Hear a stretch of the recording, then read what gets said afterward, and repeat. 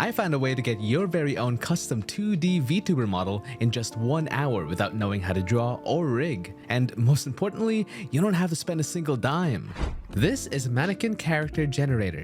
It does exactly what it says on the tin. It generates a live 2D style character for you to use. One cool feature is that it can literally generate a random model for you depending on what parameters are selected. But in this video, I want to try and make my own character, Faye, so I'll have to opt for manual process instead. I know a lot of you who watch my videos aren't able to draw or rig, so this might help you out a bit since it basically does both. Manually creating a character here is essentially the same as using a video game's character creator. Or if you've ever used VRoid Studio, think of this as a 2D version of that. While it offers a lot right out of the gate, one downside I found though is that you're mostly stuck to using presets, so naturally our selection is limited to what themes are available. But there's already so much you can do with it, and that I can't really complain. Plus, this gives me an excuse to make alternate outfit Faye.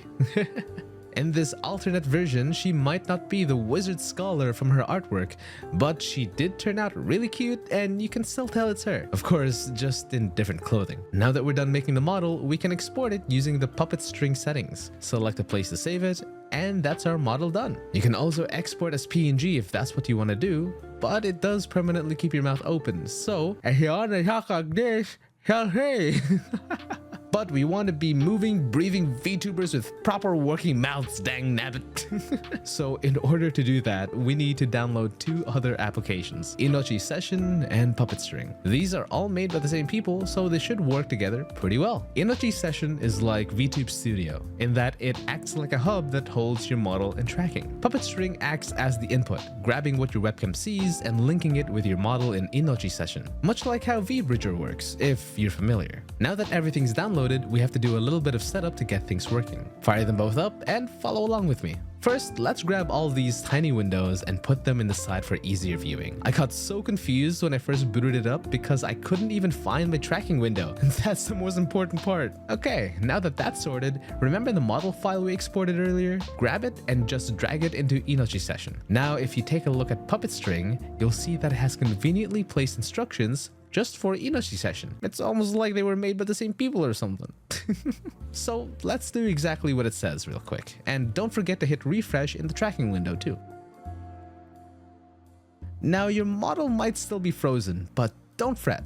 Like Elsa said, let it go. Or in this case, let us go into the camera settings of Puppet String and select our desired webcam. Below we see a button for calibrate head position. Click it, stare at your screen lovingly like you're on a date, and hold your head position there for a few seconds. Just like when you forget what to say to your date. Too real? Yeah, my bad. Additionally, you can come down to tuning and adjust any of these parameters to suit your needs. What I found really helpful was the sync eye blink function, as webcam tracking is notorious for not syncing your eye blinks properly. You sadly won't be able to wink, but unless you want to look slightly drunk and eye twitchy, I suggest you turn it on. Tracking done.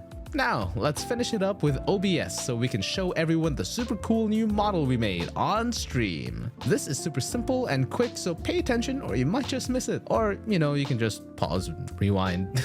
Go to your desired scene and create a spout capture. To remove the background, we just head down here and make a filter in the sprout capture source. Create a chroma key by eyedropping the background color, play around with a couple settings, and voila, you're good to go. Shout out to Yakima right here who made me aware of this software's existence. I can't respond to everything, but I do read all the comments, so please drop some down sharing your thoughts, recommendations, and maybe some experiences. So now your model might have been made and maybe you need some help with other VTuber related things. So check out this video right here that YouTube thinks you might find useful, and don't forget to leave a like and subscribe. Ciao!